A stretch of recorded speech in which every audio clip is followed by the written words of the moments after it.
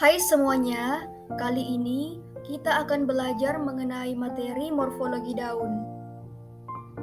Daun atau folium adalah salah satu organ tumbuhan yang tumbuh dari ranting. Daun berfungsi untuk mengambil zat-zat makanan atau reabsorpsi, mengolah zat makanan atau asimilasi, penguapan air atau transpirasi, pernapasan atau respirasi, dan perkembangbiakan atau reproduksi. Selanjutnya, kita akan bahas mengenai bagian-bagian daun. Adapun bagian-bagian daun yaitu helaian daun atau lamina, tangkai daun atau petiolus, dan pelepah daun atau pagina.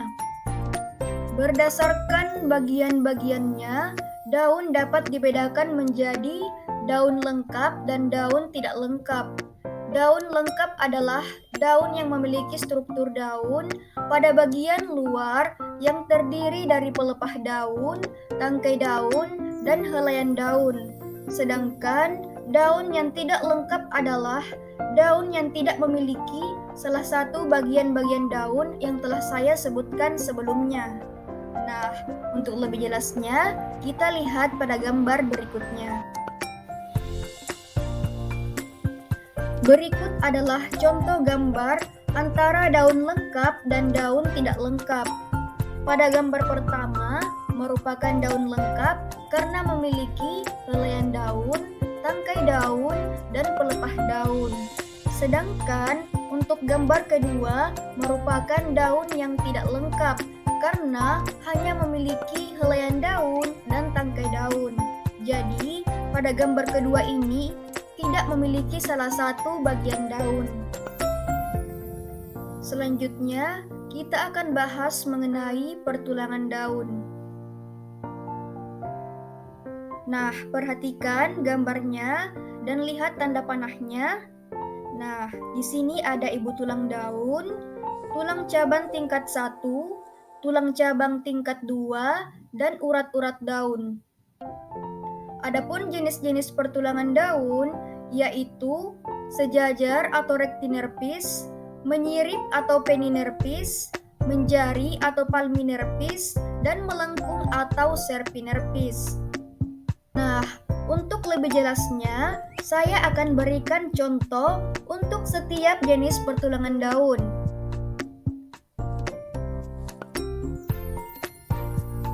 Yang pertama adalah pertulangan daun sejajar atau rectinerpis. Perhatikan gambarnya.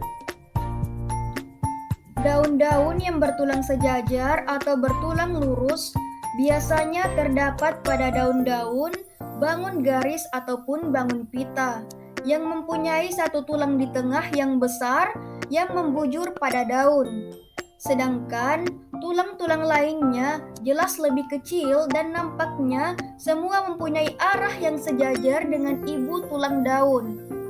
Oleh karena itu, disebut juga dengan bertulang sejajar.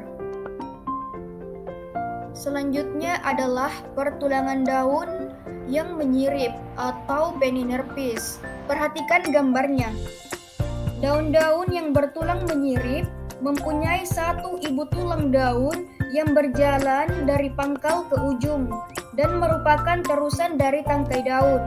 Dari ibu tulang daun ini, itu akan keluar ke samping tulang-tulang cabang sehingga susunannya mengingatkan kita pada sirip-sirip pada ikan. Oleh sebab itu, dinamakan dengan bertulang menyirip.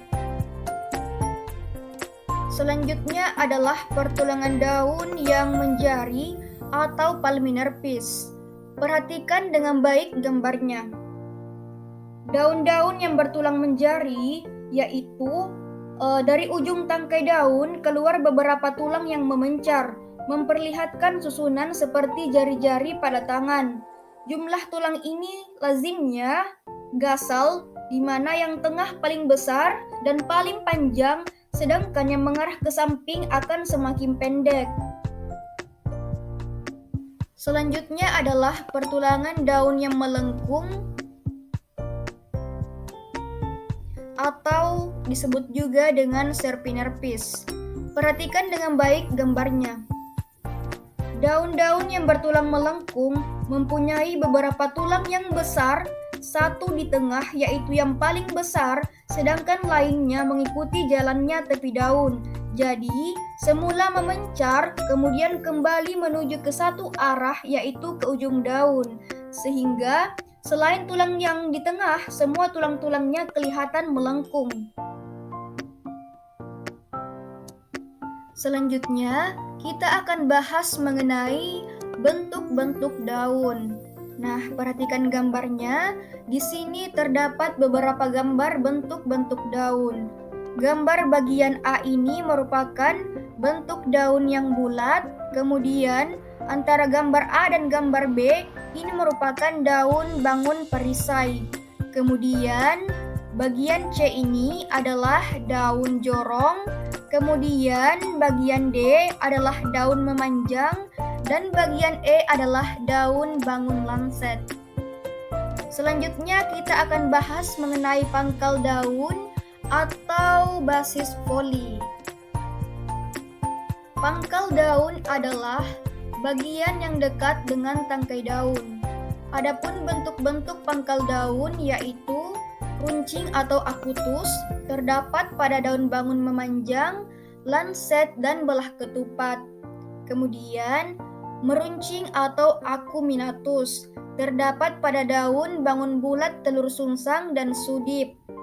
Selanjutnya, tumpul atau obtusus, terdapat pada daun bangun bulat telur dan jorong. Kemudian, membulat atau rotundatus, terdapat pada daun bulat telur dan jorong. Kemudian rompang atau truncatus terdapat pada daun bangun segitiga, delta, dan tombok.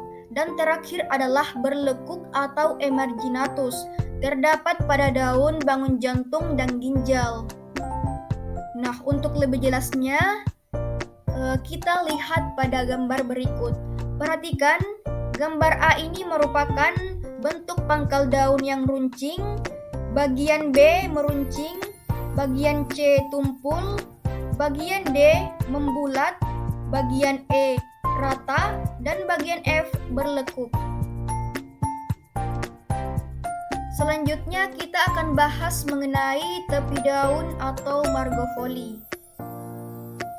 Tepi daun pada tumbuhan pada umumnya memiliki dua bentuk, yaitu rata atau integer dan bertoreh atau dipisus. Setiap torehan terdapat istilah sinus yang mengacu pada cekungan dan angulus yang mengacu pada bagian yang menonjol. Jadi tepi daun atau margofoli itu terbagi atas dua. Ada tepi daun dengan toreh yang merdeka dan tepi daun dengan toreh yang tidak merdeka. Nah, pada kali ini kita bahas terlebih dahulu tepi daun dengan toreh yang merdeka. Tepi daun dengan toreh yang merdeka adalah toreh yang tidak mengubah bentuk asli dari daun. Tepi daun dengan toreh yang merdeka memiliki bentuk yang beragam. Toreh-toreh tersebut seringkali sangat dangkal dan kurang jelas, sehingga sukar untuk dikenali. Yang sering kita jumpai adalah menemukan tepi daun yang muncul. Berikut adalah tepi daun dengan toreh yang merdeka. Yang pertama adalah bergerigi atau serratus, yaitu jika sinus dan angulus sama lancipnya, misalnya daun lantana. Selanjutnya adalah bergerigi ganda atau rangkap, atau disebut juga dengan biseratus, yaitu tepi daun seperti tepi daun yang bergerigi atau serratus, tetapi angulusnya cukup besar dan tepinya bergerigi lagi. Selanjutnya adalah bergigi atau dentatus, yaitu jika sinusnya tumpul sedangkan angulusnya lancip, misalnya daun beluntas. Nah, kemudian beringgit atau krenatus, yaitu kebalikannya dari bergigi. Jadi, sinusnya tajam dan angulusnya yang tumpul, misalnya daun cocor bebek. Nah, yang terakhir adalah berombak atau repandus, yaitu jika sinus dan angulus sama-sama tumpul. Misalnya, daun air mata pengantin. Nah, perhatikan gambarnya. Pada gambar bagian A bertepi rata, bagian B bergerigi baik itu kasar ataupun halus, bagian C bergerigi ganda, bagian D bergigi, bagian E beringgit, dan bagian F berombak. Selanjutnya adalah tepi daun yang tidak merdeka. Toreh daun yang tidak merdeka adalah bagian tepi daun yang mengubah bentuk asli dari daun. Nah, toreh daun yang tidak merdeka terdiri dari toreh daun yang berlekuk atau lobatus, yaitu jika di dalamnya toreh kurang dari setengah panjang tulang-tulang yang terdapat di kanan dan kirinya. Kemudian bercangap atau visus, jika dalamnya toreh kurang lebih sampai tengah-tengah panjang tulang-tulang daun di kanan dan kirinya. Kemudian berbagi atau partitus, jika dalamnya toreh melebihi setengah panjangnya tulang-tulang daun di kanan dan kirinya. Nah, untuk lebih jelasnya kita lihat pada gambar berikut ini. Perhatikan dengan baik. Nah, bagian A ini merupakan toreh yang berlekuk, bagian B bercangap, dan bagian C berbagi.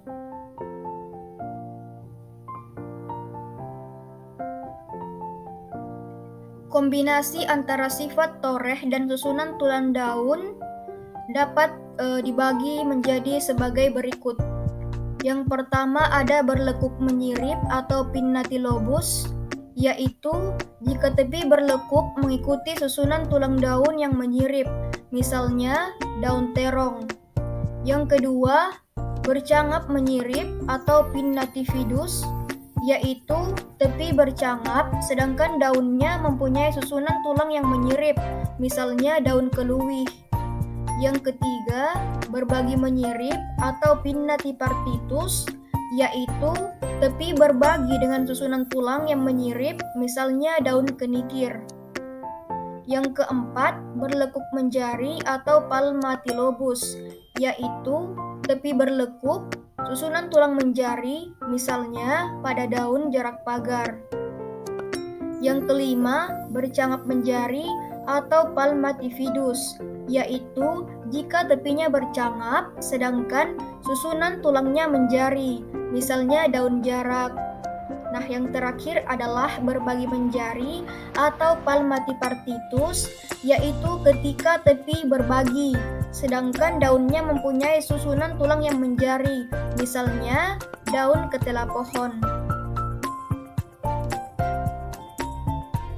Nah, untuk lebih jelasnya kita dapat lihat pada gambar berikut. Perhatikan, pada gambar bagian A ini berlekuk menyirip, bagian B bercangap menyirip, bagian C berbagi menyirip, bagian D berlekuk menjari, bagian E bercangap menjari, dan bagian F berbagi menjari. Selanjutnya, kita akan bahas mengenai ujung daun atau apex foli. Ujung daun memiliki keragaman bentuk seperti halnya pada tepi daun. Beberapa bentuk ujung daun dikelompokkan menjadi ujung daun membulat atau rotundatus, contohnya itu pada pegagan, kemudian runcing atau akutus, contohnya pada Nerium oleander, kemudian meruncing atau acuminatus, contohnya pada sirsak, kemudian tumpul atau obtusus, contohnya pada daun sawo kecik, kemudian terbelah atau retusus, contohnya pada daun bayam, kemudian rompang atau truncatus, contohnya pada daun jambu monyet, dan yang terakhir adalah berduri atau mucronatus, contohnya pada nanas seberang. Nah, untuk lebih jelasnya kita lihat pada gambar di slide berikutnya. Perhatikan gambarnya. Nah, untuk gambar bagian A, itu ujungnya runcing, bagian B meruncing, bagian C tumpul, bagian D membulat, bagian E rompang, bagian F terbelah, dan bagian G berduri. Selanjutnya kita akan bahas mengenai daging daun atau interpenum. Daging daun mengacu pada bagian-bagian yang berada di antara tulang dan urat daun. Tebal dan tipisnya daun merupakan dasar pengelompokan jenis daging daun. Daun berdasarkan ukuran daging daunnya dibedakan sebagai berikut. Yang pertama adalah daging daun kertas atau papiraceus, contohnya pada daun pisang. Kemudian daun dengan daging lunak atau herbaceus, contohnya pada daun singkong. Kemudian perkamen atau perkamentus, contohnya pada daun kelapa. Kemudian berdaging atau carnosus, contohnya pada lidah buaya. Kemudian tipis seperti selaput atau membranaceus, contohnya pada paku selaput. Dan yang terakhir adalah seperti kulit atau belulang atau coriaceus, contohnya pada nyamplung. Selanjutnya kita akan bahas mengenai materi permukaan daun. Daun memiliki dua permukaan, yaitu permukaan atas dan permukaan bawah. Istilah adaksial digunakan untuk menamai permukaan yang mengarah ke matahari, dan abaksial digunakan untuk menamai permukaan yang membelakangi matahari. Pada permukaan daun, kadang ditemukan sisik rambut dan duri. Hal ini memberikan tekstur yang beragam pada permukaan daun. Berdasarkan teksturnya, maka permukaan daun dapat dibedakan menjadi berikut. Yang pertama ada licin atau laepis, yaitu pada daun kopi. Kemudian gundul atau glaber, contohnya pada daun jambu air. Kemudian kasap atau skeber, yaitu pada daun jati. Kemudian berbingkul-bingkul atau bulatus, yaitu pada daun air mata pengantin.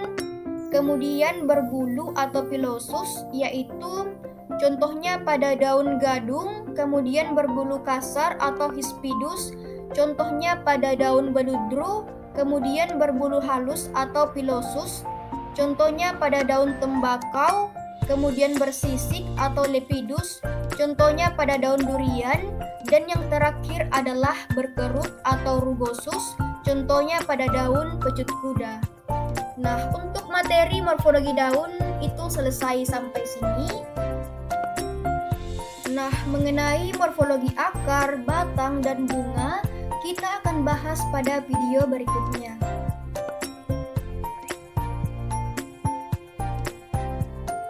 Berikut adalah buku yang saya rekomendasikan untuk kalian baca.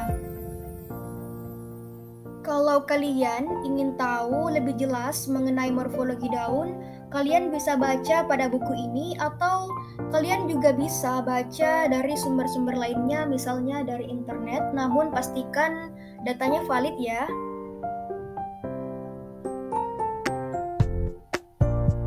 Berikut adalah referensi yang saya gunakan. Untuk informasi kontak saya, kalian bisa lihat di sini. Oke, terima kasih ya.